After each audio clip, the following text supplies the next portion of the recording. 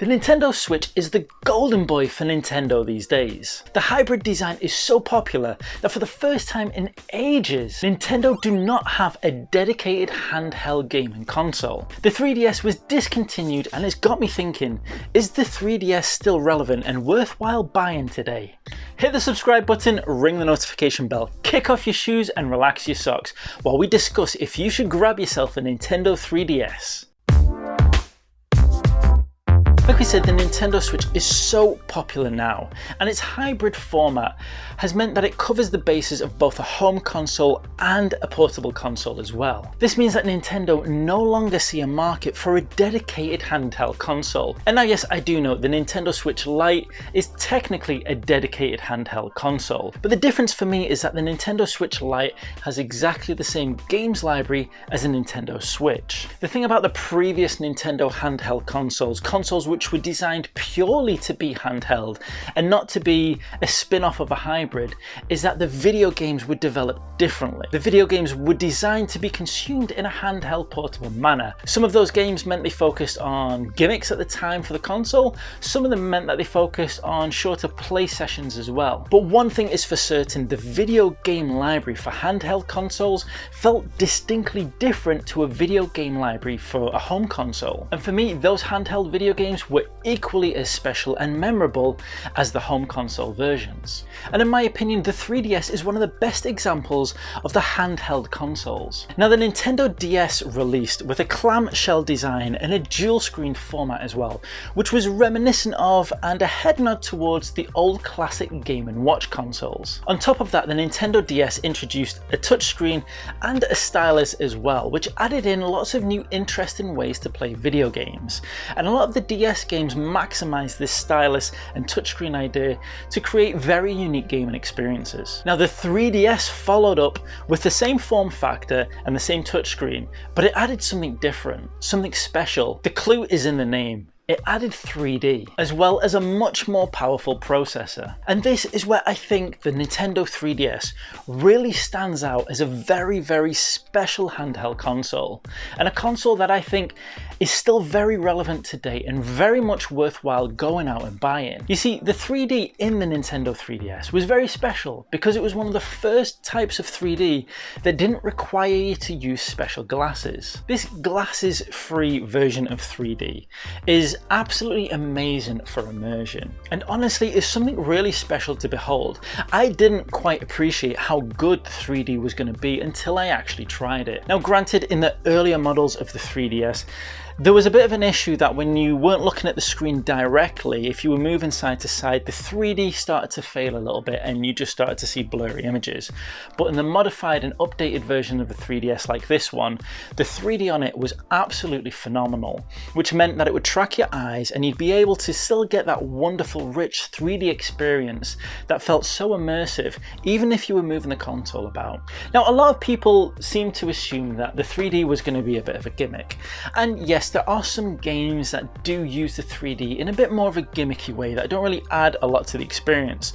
However, some of the video games really work brilliantly. One of those is Rayman on the 3DS. The beautiful thing of how the 3D can work is that, especially in a platforming game, in a 3D platforming game, it gives you that extra perspective, so that for some of those more difficult jumps where in a 2D environment or a 3D game represented as 2D, it can be difficult to understand the depth of some of those platforms. When you're playing in 3D, you get that full experience and you can really judge your distances and the depth of the jumps. And this is where the 3D really started to shine. On top of that, it really started to give an extra layer of immersion.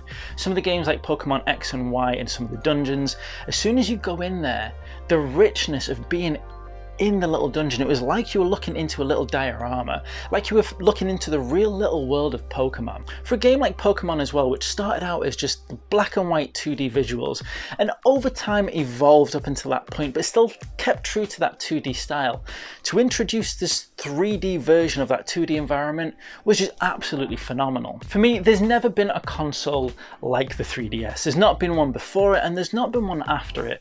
I think the closest thing I could think to is the Virtual Boy, and that's an idea, that's a concept. In execution, that didn't work as well as the 3DS did. In terms of a portable 3D gaming console, there is no handheld console. There is no console that can touch the 3DS. And that's why even if it's discontinued, for me, it's still very relevant.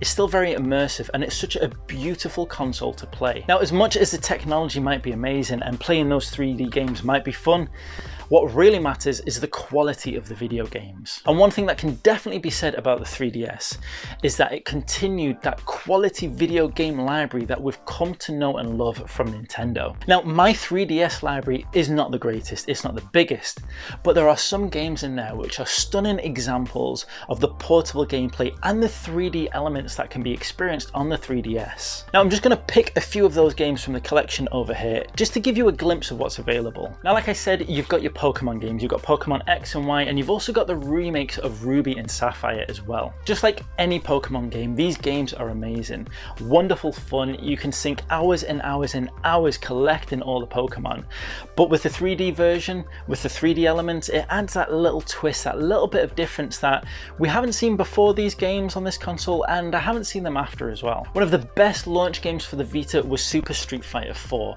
and it's again another amazing example of the 3D in action. And this is actually a fantastic fighting game as well, a fantastic version of Street Fighter. Once again, with some gameplay aspects which can only be found on the 3DS. The Professor Layton series as well, which started on the DS, is also on the 3DS, and again, another amazing, fantastic gameplay experience. And these are the kind of games, these are the games that came out around the handheld console generations. These are the games that I think were created to be handheld gaming experiences. And these are the kind of games I'm worried we're not going to see more of. Stellar Glow is a wonderful strategy RPG from Atlas, and an absolutely wonderful game that needs to be experienced, and you can only get it on the 3DS. The 3DS is also home to some fantastic remakes, and in many people's opinions, the definitive version of Zelda Ocarina of Time. You can also pick up the remake of Majora's Mask, which I'm still on the lookout for. But on the 3DS, you get to experience these Zelda classics with a fresh lick of paint and in glorious 3D. But like any great Nintendo console, any great Nintendo handheld console, the 3DS is backwards compatible, and that means you can access all of the DS library as well. That includes some fantastic dedicated handheld games like Tenchu Dark Secret, but also the absolutely phenomenal 999. Now, okay, this isn't a DS exclusive, you can play this on many handheld consoles, but it's just another reason why the 3DS is such an amazing console, because it has access to such a vast, amazing library. Now, obviously it goes without saying, the DS games don't have 3D graphics. And in all honesty, not all 3DS games have 3D graphics as well. As the life of the console continued, it seems like developers started to put less focus on 3D. I guess for developers, it probably took more time and effort to incorporate those 3D visuals. And as time went by and the 3D maybe became less of a selling point of the 3DS, especially as they introduced the 2DS, which was like the flat downgraded version of the 3DS, maybe developers decided it wasn't worth their while. I do think it's a shame that we didn't get that 3D in some of the later games in the video game library, but again, it didn't take away from the amazing games that we did get. And the 3DS was around long enough to have a wonderful library of 3D and 2D games as well. Now, one of the best things about this stage of the life cycle of the 3DS is that this is the time when a lot of companies, a lot of shops are getting rid of old stock. So now is where you're going to find most of those really, really cheap 3DS games just being sold off as old stock. As an example, I recently got my hands on some stock that was being sold from a UK store, Argos. They were getting rid of the 3DS games and they were selling like hotcakes, to be fair. But I did manage to get my hands on a few of them, including Yokai Watch, Yokai Watch 2 Bony Spirits, Yokai Watch 2 Fleshy Souls. Now, I don't know much about the Yokai Watch games, but when I did a quick check on the reviews, they sounded good. So still in the wrappers, I've not played them, but they were really cheap. And what I'm really looking forward to playing is Harvest Moon: The Lost Valley. You can see these are still in the cellophane. They've still got their barcode from the store on as well. But that's what I mean. You can buy brand new in-box games for the 3DS now, absolutely dirt cheap, because like I said, stores are just getting rid of them. Now, by the time you watch this episode, maybe all that stock has been sold, but it's still a brilliant time to be looking for a 3DS, because this is a time when a lot of people are moving on to the Switch. A lot of parents are maybe buying the Switch Lite for the kids, and the kids don't really care about the 3DS anymore. So this is a time when you're going to see on Facebook Marketplace, on Craigslist, on eBay, this is when people are going to be selling the 3DS and selling the 3DS collection.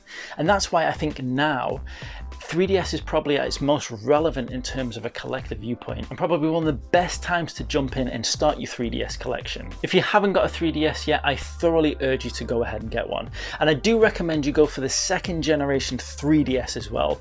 Try to avoid the first generation where the 3D wasn't quite as good, and I would say avoid the 2DS. If you're gonna go for this kind of console, get yourself the 3D experience and get yourself the best 3D experience, because like I said, it really is immersive, and it's such a wonderful little experience to have this 3D world in your hands that needs no extra tools, no extra glasses to experience. Now, I hope you enjoyed this episode and content like this. I love discussing what the most relevant consoles are, or what the best consoles to head for if you're starting to collect. I tend to do a best console of each year to collect, and I'm already thinking about which console I'm going to select for 2021. If you want to check out which consoles I recommended for 2020 and 2019, then those videos will be popping up in a few seconds. And if you do want to find out what my recommendation is for 2021, then don't forget to hit the subscribe button and ring the notification bell so you don't miss out when that video drops. Once again, thank you for watching, and see you next time. A big thank you to my Patreon supporters who help make these episodes possible,